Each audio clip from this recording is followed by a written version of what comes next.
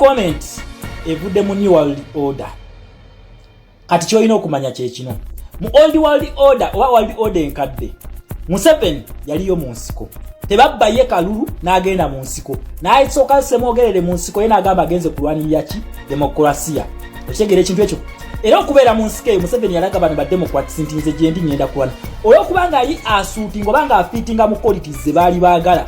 Nti baali beetaaga omuntu ng'ava mu minority race. Bungereza gwe yali eyagala yakola kyamaanyi nnyo okumuconnectinga ne kubala lya kyovula bamubeezezaawo emyaka 4 nga bamufandinga. Kubanga ali asuutinga ekyo ekyabo wadde yabaliddemu olukwe. Kaakati mu new world order eno gye tuliko eno empya, His Excellency Kyagulanyi yafitinga mugundi zaabwe ze bagala ava mu ki ava mu majority. Kati wali nti Museveni tasobola kuwangula Kalulu lwaki basobola muzza mu Kalulu kyova olaba babeera naye n'alwana paka we yawangula kyekyali ne Syria. Okitegedde? Naye kaakati wano His Excellency Kyagulanyi ava mu bantu be bayita superior majority oba mu majority oyo Munnayuganda. Kati olwokubanga nti Munnayuganda police zino zikolera mu bantu muggwe nange nze ogwange gwakubikusomesa ogwo gwakubiteeka mu nkola kitegeeza nti watambako mu 2026 fena buli mwabeera tannakola loloye. Okitegera ekintu ekyo? Kati olwokubanga nti ava mu majority kitegeeza ki nti onagenda kukozesa majority numbers mwava mu race mwava yaba majority okukanoonya okukalonda okukakuuma okukagoberera then okukabanja. Kati oba nasituka ne bakabanja zino numbers zalina awo byonna byekusomesezza bigenda kubeera activated. Kitya tosobola kutta abantu nga tukutunuulyanga Akalulu ekituufu bakuwangudde. Awo ziri kyatentemu zonna zembasomesa zibeera activated. Naye wanaakabba numbers zino zitabawo kye zikola kitegeeza zikkiriziganyiza ne Museveni okubafugira mu kintu kye bayita communism. Okitegedde ekintu ekyo. So mu 2026 njagala okola bino byenkusomesezza wobiteeka mu nkola n'atavaako then munnoonye muntemeko omutwe. Naye wona otabiteeka mu nkola ng'osubidde nti byenjogedde bigenda kukomaana eno eri bibeere gundi musubira miracles tebakulimba. Ugambye mu race eri Kagame ye yateekayo ki? Kagame yakola genocide e Rwanda ne bamuyambako ne bakibikkirira kati kyakavaayo kati. Museveni yatta abantu half a million people ne bakibikkirira. Museveni agenza atta mu nsi ez'enjawulo ng'ateekayo obukulembeze obubwe nga bakibikkirira. Museveni akubye abantu bomu nga bakibikkirira. Lwaki? Actinga. Kati mmwe munaatula olwokubanga mu majority mu abazungu baagala majority afuge then nze naawe kukunze nawe kuyika omuntu atamanyi muloloye. Okitegedde? Nze yange nagizuula yakusomesa kati naawe yo kuteeka byenkusomeseza mu nkola watavaako awo munnoonye. Okitegedde? Munnayuganda police zino zayingidde mu Uganda obunkenke bwe mulabamu. Naye nakugamba police zino si mu Uganda zayingira dda. Yensonga lwaki mwalaba olutalo wakati wa ambasada wa Germany ne Basalimu Sale. Police zino era nga ayogera ku democracy na human rights ekyabayombesa ba Eddie Mutwe byava. Police zino democracy yayingidde mu kalulu ka Uganda. Akalulu ka Uganda mwali.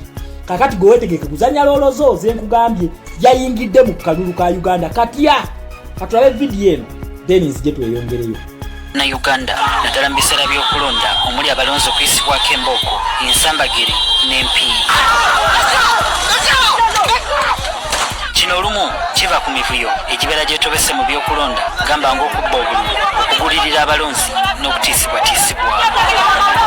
Robert Mao minisita w'ebyamateeka agamba bino bamaze okubinogera eddagala. Ategeezezza nti ekimu ku biteeso ebiri mu kabineti kikwata ku ngeri gye baneeyambisa ebyuma bikalimagezi okumalawo okubbibwa kw'obululu. Bajja kukozesa fingerprints ekinkumu n'amaaso g'omulonzi.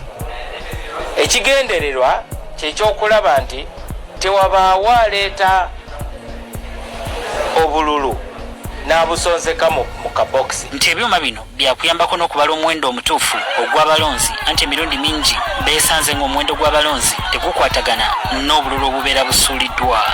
Ate presiding officer yenna ng'akulira ekifo mwe balondera ne basanga nga obululu obuli mu bokisi tebwenkanakana na data ali mu mashini, oyo ajja kufuna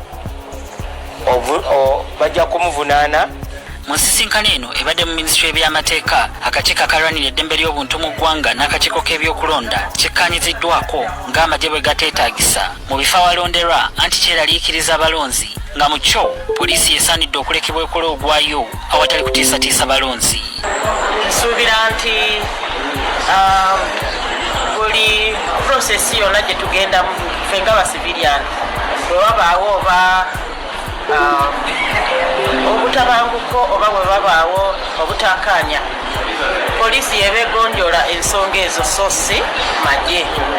Amagye ankomaawo nabagamba ku dialogue nabagamba Uganda ekyukanga Kenya kiddamu Uganda ekyukanga Kenya oba Zambia kubanga policies ze twayitamu zezimu naye tudiringana muyekera nkiddamu tudiringana muyekera. You have to prepare for the worst to get the best. Ebintu ebyo amawulire ago gemulabye ebintu sibya Mao sibya Museveni okutandika okwe expose n'engeri gye babbamu akalulu sibibye okitegera nabagamba akalulu ke tugendamu international community ino kabeeramu akati kiri bwe kiti bakugambye mubaddemu akakiiko k'eddembe ly'obuntu Uganda Human Rights Commission eyemu take underline the word Uganda Human Rights Commission. Nobody Mao yakulira Justice and Constitutional Affairs. Nobody Mao underline ekitongole kyakolera. Then mubaddemu ne Electoral Commission underlining mukimanyi nti no ezo institution zezibridginga foreign policies ku domestic policy mubadde mukimanyi okitegera ekintu ekyo wezibanga sikanye gazigamba tugenda kukola kubya mumanya ka pressure keeko then gwe muna Uganda tugenda mu protest vote atya Uganda Human Rights Commission ekatagana direct ne United Nations Human Rights Commission ekyo badde okimanyi gye twagenda mu 2021 Uganda Human Rights Commission ekitongole ekivunanyizibwako era esobola okuholdinga government ya accountable sengeri nyeddembe ly'obuntu United Nations Human Rights Commission. Nobody Mao wa Justice and Constitutional Affairs mu constitution ya Uganda oba ya Museveni mulimu democracy ne human rights bridge yayo nakugamba gana amateeka siga Museveni gali mu UN charter mwegali era omwaka oguwedde mwalabani Nobody Mao ngagenze Geneva wali ekitongole kyaki cha United Nations yali agenze kunona yoshi yali agenze kuli amberenge nabagamba ono tumutwala tumwagala wali bwe tumwagala.